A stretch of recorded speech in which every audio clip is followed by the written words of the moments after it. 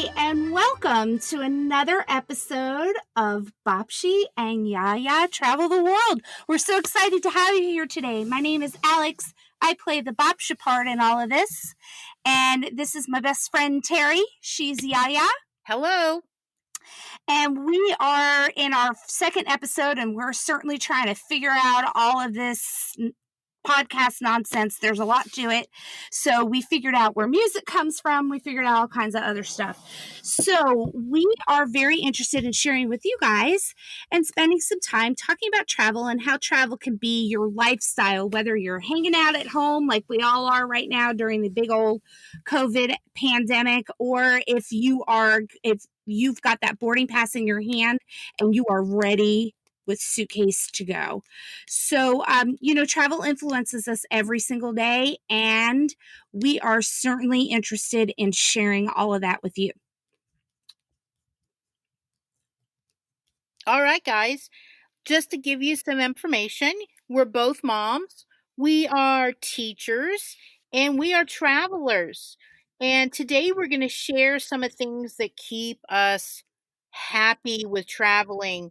We're not out there traveling now because of the COVID. So we're going to talk about books. We're going to talk about food. We're going to share some of our travel tips and products that we love. And we're just going to dig in and get this thing going. Well, we're very interested in sharing with you lots of things that we enjoy about travel. So we've come up with a whole segment, and it's called Now Boarding, because it's all our favorite stuff that we're just getting ready to do.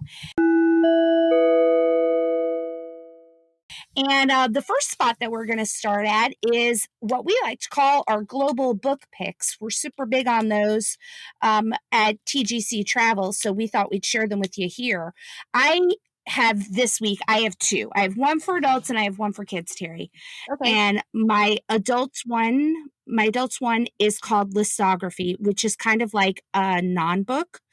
I love this book so much. It is like a journal of lists, and it's got like 300 pages in it, and all you do is list all the stuff you've done or all the stuff you wish to do. So Dreaming it's about like, doing.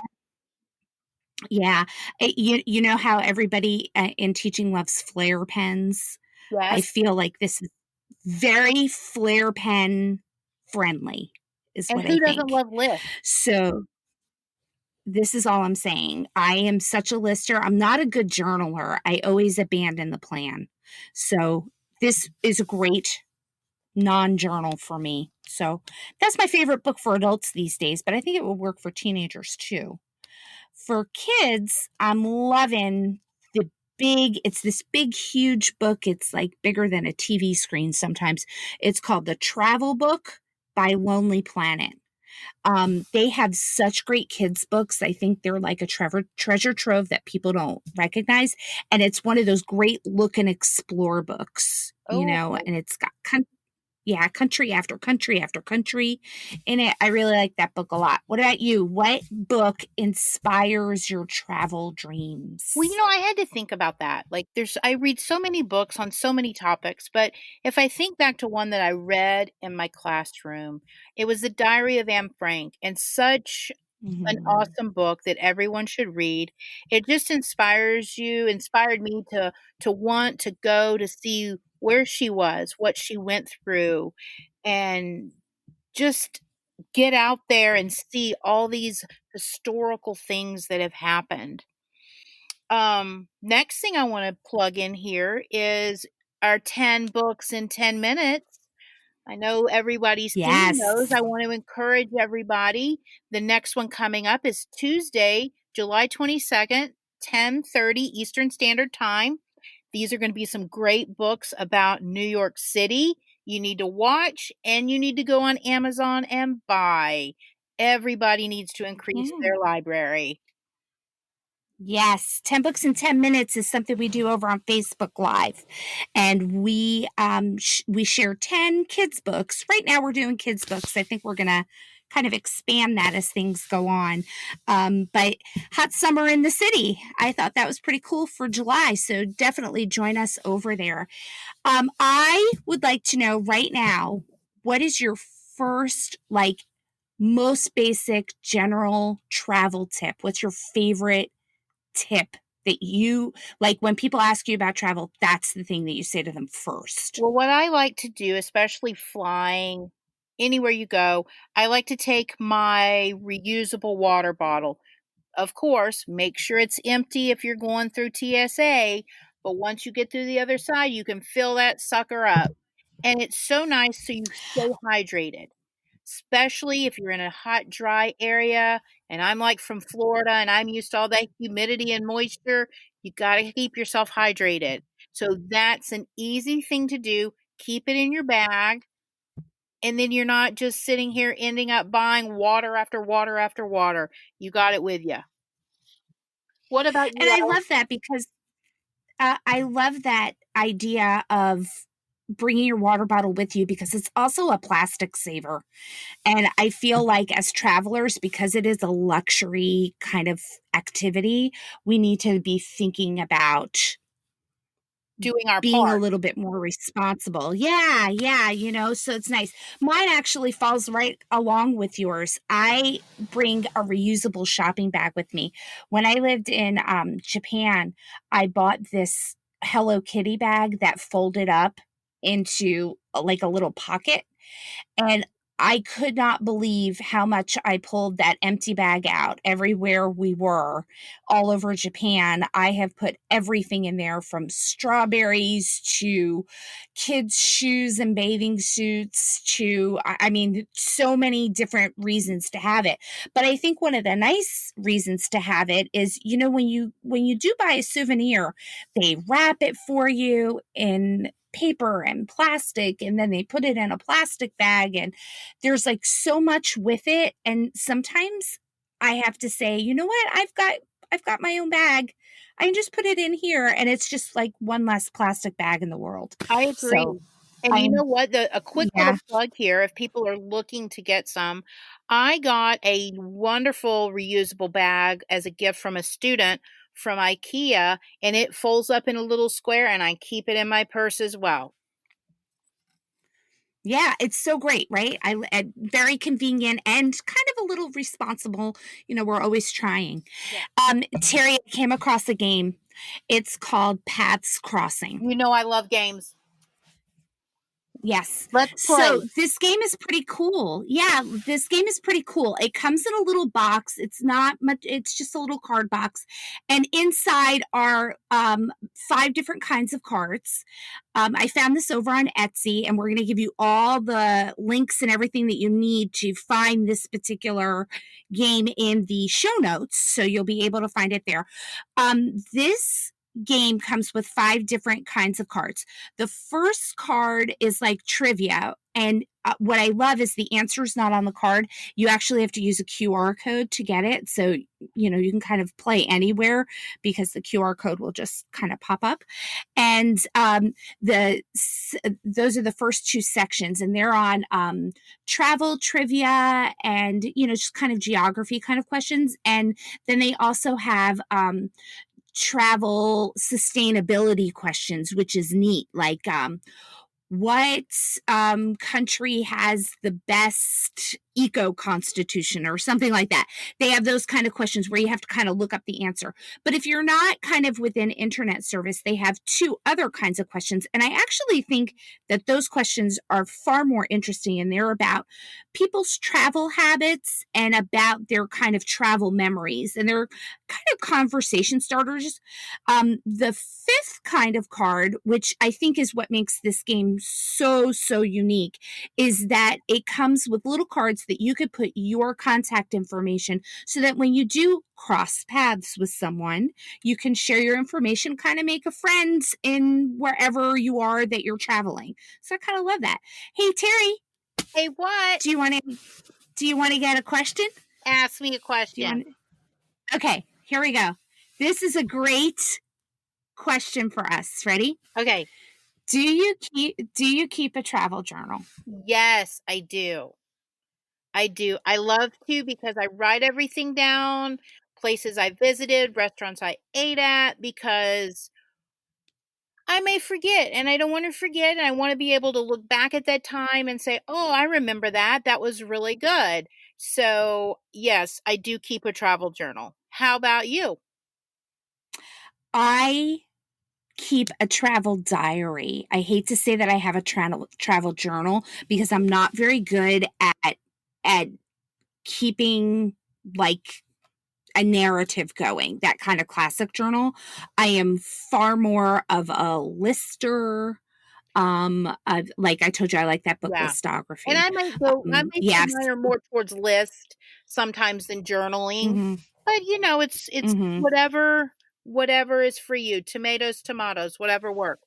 Okay, I have a question. Are you ready for one? I'm ready. Go. Okay. Do you make an effort to learn the basics of the local language when you go abroad? Emphatically, yes.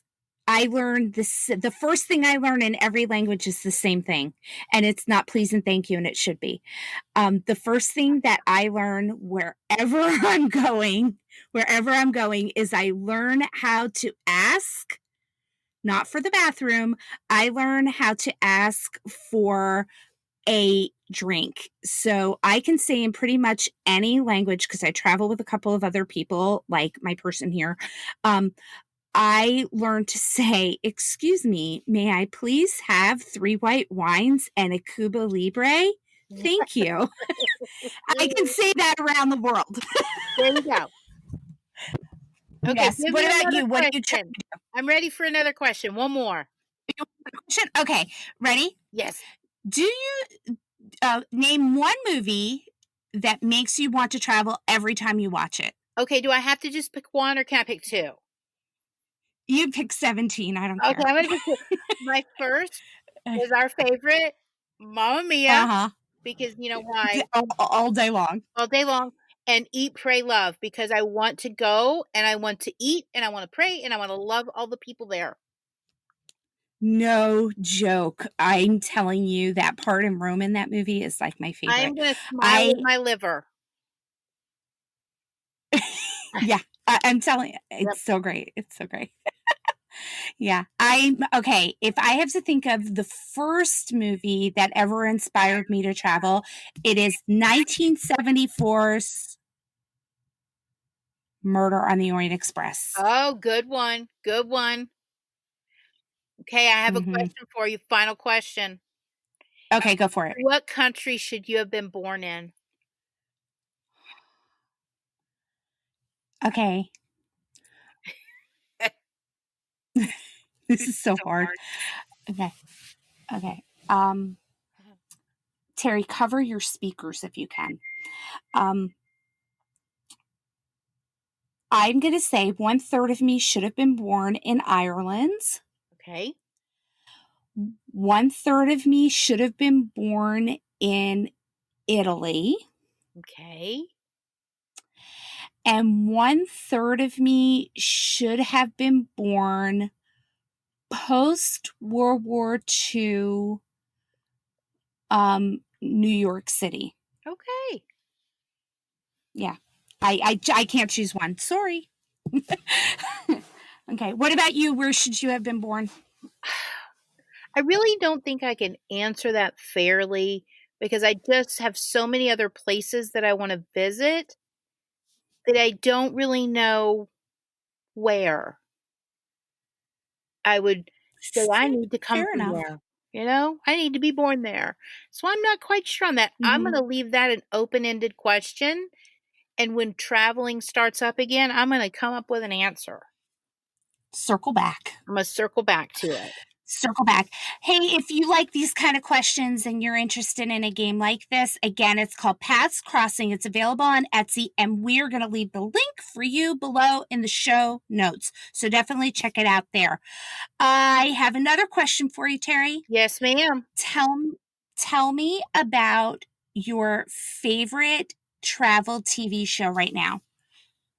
Travel. Okay. What's got you interested on the television? My favorite right now on Netflix is Somebody Feed Phil. Not only is he traveling to all these different locations, but you're meeting the people, you're experiencing the culture, and you are watching him eat this delicious food that's saying, "Come get me." It's an enjoyable show. It's funny. It's the best thing. It just is, it's a really fast moving and it gives you all different areas to visit. I want to travel with I Phil. I want to travel with Phil too. I love that show. And if you haven't heard of this show, this guy Phil Rosenthal was actually Ray Romano's partner on on Everybody Loves Raymond. And so he's got such great comedic roots. It's so funny. And I don't know about you, but my favorite part is when he puts something in his mouth and he's like so overwhelmed by the taste and it looks like his eyeballs are going to come And you out. can He just see he cracks me loves up. it. Oh, he loves it. Yeah. Loves it, loves it, loves Yes. it. Okay, so Alex, Um, please share with me your favorite. Since we're talking about someone feed Phil, tell me your favorite travel food.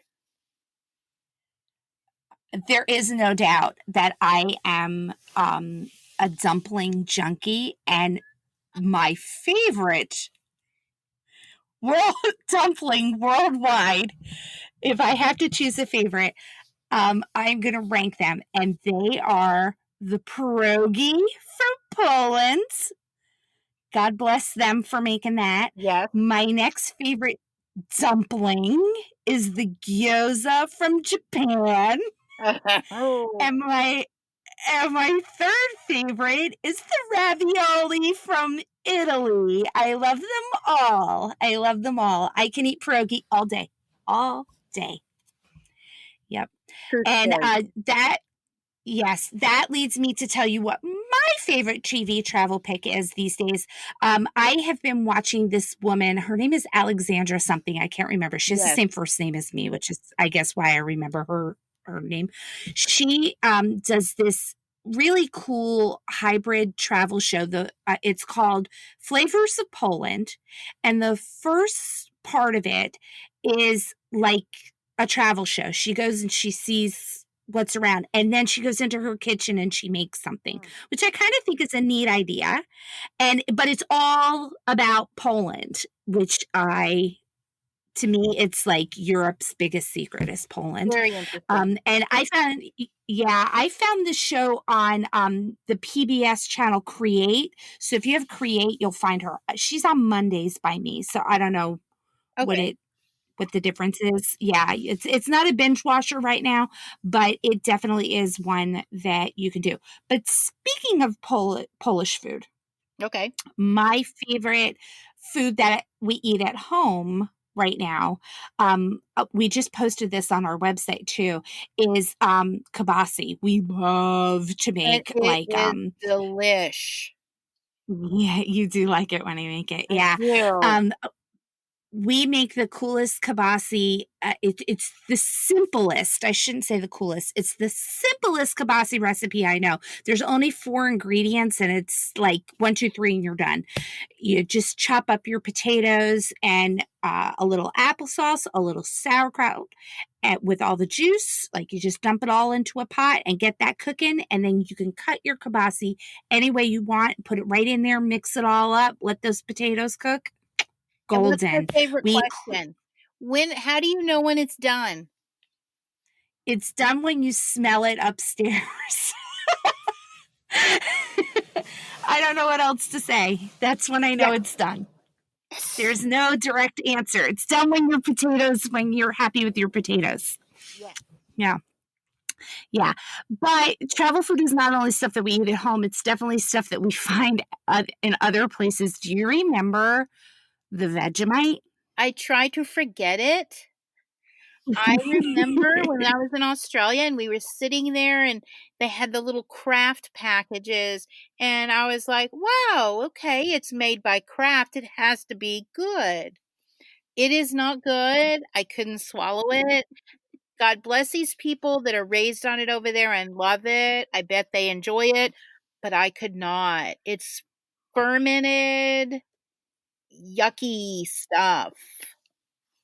Oh, thank you for reminding me. we, We brought it back from Australia with us. We didn't try it when we were there, and we were living in Japan at the time. So we had flown back to Japan, and I'm telling you, the look on my kids' faces when they tried this, they'd just gone to this incredible country. They loved everybody that they met, and everything was so great. How could the food be wrong?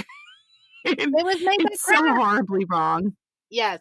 Yeah, yeah, too funny. We apologize to all the Australians that love it, Yes. but Yes. it is an acquired taste like many other things. Like us down Yes. here in the South who like sweet tea, okay? We understand. Some people don't.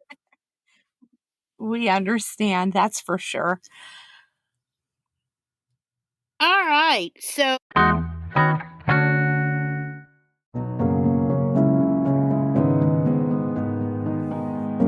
Thanks for joining us. If you've just kind of come on with us, my name is Alex and I am Bopshi, and this is my best friend Terry. She plays the Yaya role on our podcast. Bopshi and Yaya travel the world.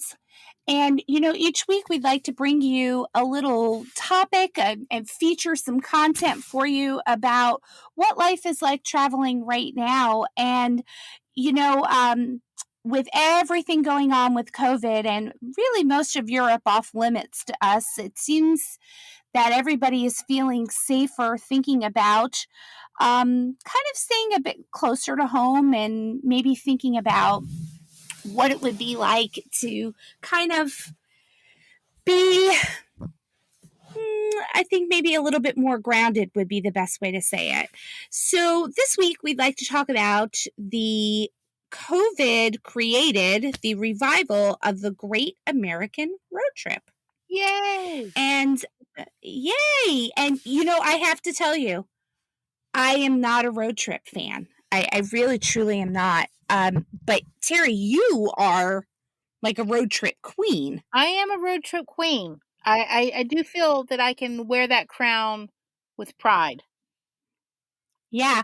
I mean, because I know that you did road trips as a kid.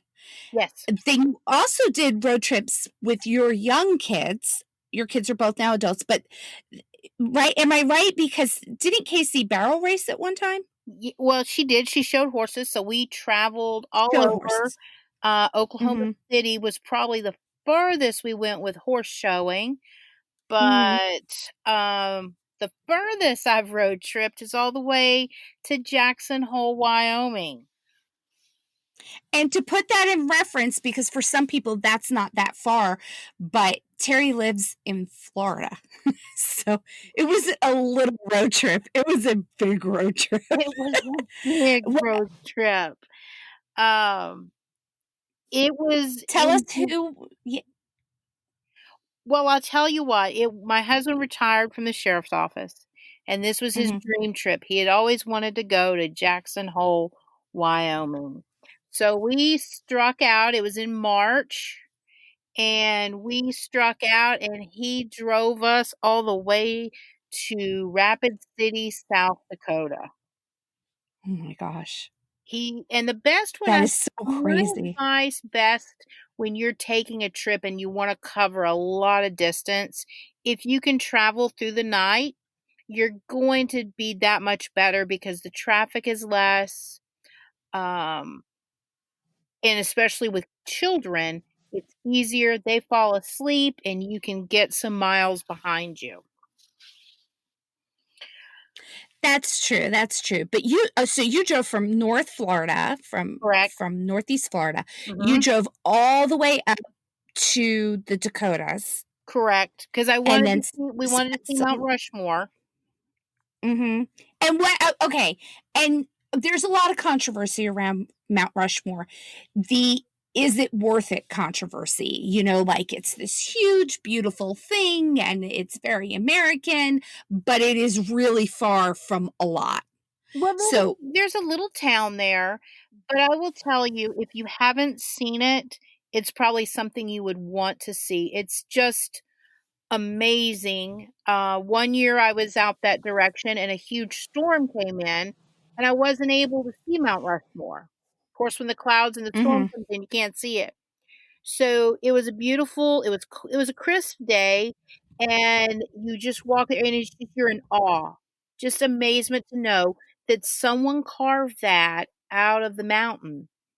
It's just amazing, and when you go, you need to make sure you go in the store and get you some vanilla ice cream, and it is Jefferson's recipe. It's a dollar Oh, that's more. neat. It's a dollar more, but it's the best vanilla ice cream I've ever had. Oh my gosh. Well, there you go. That's an insider tip if I ever That's a heard one. little tidbit. Yeah. And then we So, and then, backload. okay. Go ahead. Uh-huh.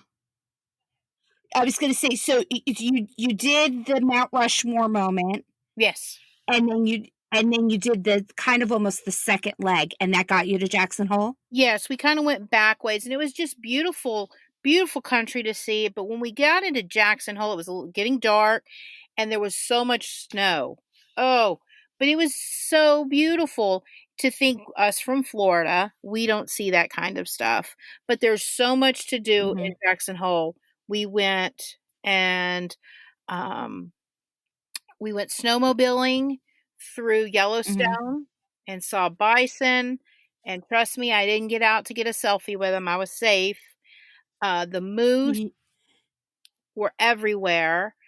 It was just Mhm. it's beautiful. Beautiful, beautiful. If you've never That been sounds out like that a really that sounds like a really, really good way to see so much is to go by snowmobile. Yes, yes, you can it's amazing because you're actually riding your snowmobile over the road in which you would be Mhm. driving, and of course, to see Old Faithful, that's amazing in itself. Oh. There's Mhm. so much to see out there and do, it's worth the trip, and, I mean, you need to spend several 4 or 5 days out there because there's so much to see and do. You have the Grand Teton Mhm. Mountains, it's just nature everywhere, beautiful. Okay. So, then you had to get back home. How was that part of the trip? We, made our way back because we were making a road stop in Chicago, Illinois to see my brother. So it kind of Mhm. broke up the road coming back, but I think always coming back on a road trip is the worst part. It's like because, Mhm. you don't have that excitement of getting to your destination. It's like, you're going home, so it's like it just seems longer. Yeah, But I we agree. broke it up. There's I no think way. every road trip is longer. Yeah, those home road trips are the longest. Okay. Yes, I agree with you. Now, my road trip experience is really quite limited, actually. I've only done the famous, and if you're from the East Coast of the United States, you understand this. The famous New York to Florida road trip, where everybody piles in the car, nobody's stopping ever. No, Like, there is a 3-minute, I'm only getting as many gallons of gas as it takes me to get to Florida road stop, and nobody complain, and I mean, it's a miserable highway, to start with, because I don't think I've been alive and I-95 hasn't been under construction in some form, correct. and every breed of driver is on I-95. It's just crazy. So, I am totally, I also, I think, don't have the patience for it. Probably more than anything. Like, I have a hard time on a plane, never mind in a car on top of it. So, I really have only dealt with the I-95 road trip. But you have a lot more experience. You definitely have done more. And I bet if we counted up the amount of states that we've been to, you've probably been to more than me. I'm pretty sure about that. Probably US state. Um, yes. So out of all the trips that you've gone on, what do you feel was the most surprising thing that you've ever come across while you were road tripping? Wow. What was, like, the most like, "Wow!" Wow. It's a hard question. It is a hard question because there's so many like wow moments, especially when you're out west, out in areas that we're not used to. It's just kind of amazing.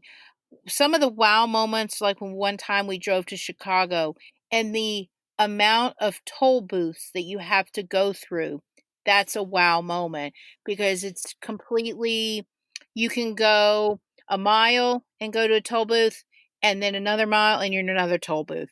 It's ridiculous. Ridiculous. But yeah, so many wow moments driving by the arch in St. Louis. That was kind of a wow moment because you're just driving downtown and you look to your right and there it is. That That's was a true. wow moment. That's true. What about Yeah. you? What about you and your wow moments? I think the most ridiculous wow moment is, again, on 95 is when you go to south of the border, which was probably a bigger thing. It was a bigger thing when we were young compared to now. Like, it's kind of been a bit played out now, or a lot played out, I should Lot say. played out. But when we were young, I mean, counting the billboards to south of the border on I-95 was like the highlight of the trip. And Pedro said something the entire way. And it was just like you knew that you were almost there once you got to south of the border. I And it was was just so much better. coming up to DC area a lot in Maryland to see Mhm. you guys. I always knew when Mhm. we got to south of the border, halfway there. South Halfway of the there. border. A little bit past south of the border, I'm halfway there. Yes, yes. So I will say that's the most ridiculous moment because those of you who have been to south of the border, it's this unbelievably tacky Mexican e establishment that has I more roadside attractions than I can come up with. It's just ridiculous.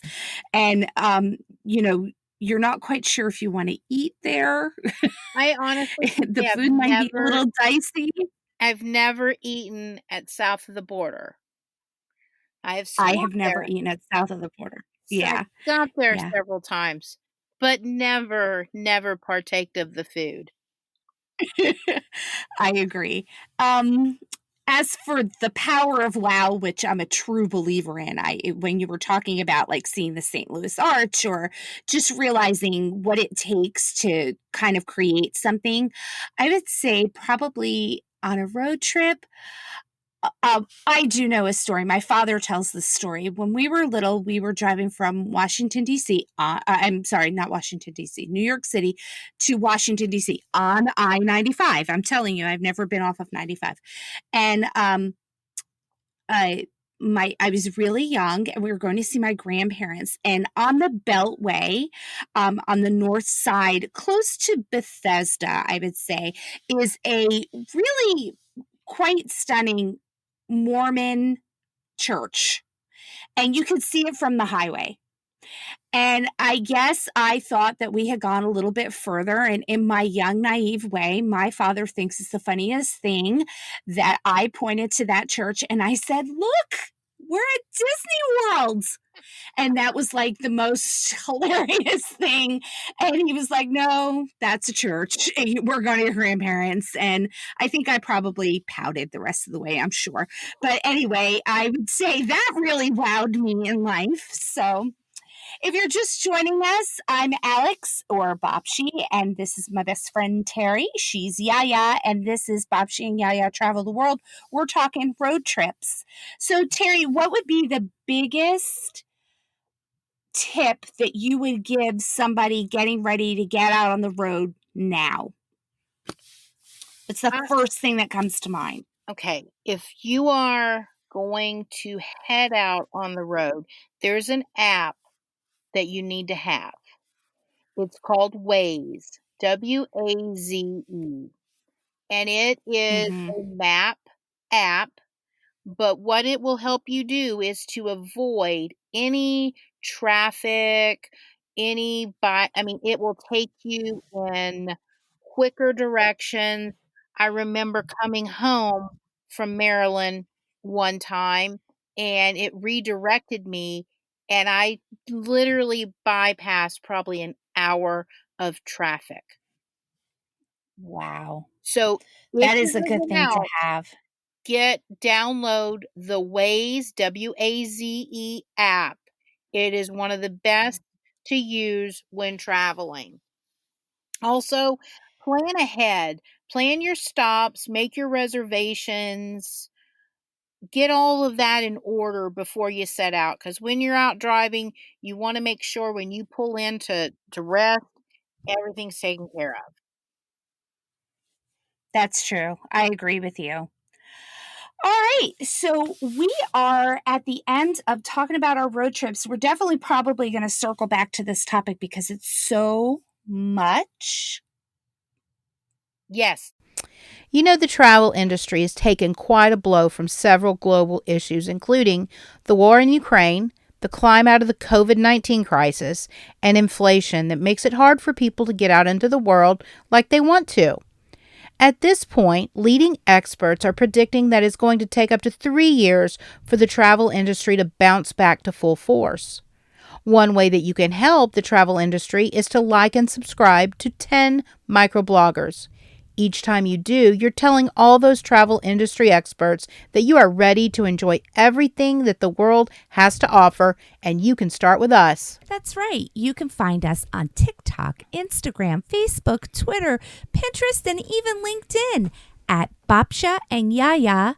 That is BABCIA and YIAYIA. We'd love to hear from you. Contact us at babciandyaya@gmail.com with your questions, suggestions, favorite travel tips, products, and travel trends so that we can share your ideas in the future. Babcia and Yaya is our home base for everything we love about travel. It's where our blog and show notes live and where we share access to all of our resources, including travel literacy for kids. We always have new posts about all the things we love about travel, including today's topics, as well as featured destinations, travel lifestyle, and stories to make you smile. Didn't get all of that? No worries. Just check out our show notes for all of the ways to stay in touch and links to anything we chatted about in this episode. As always, thanks for joining us for our journey.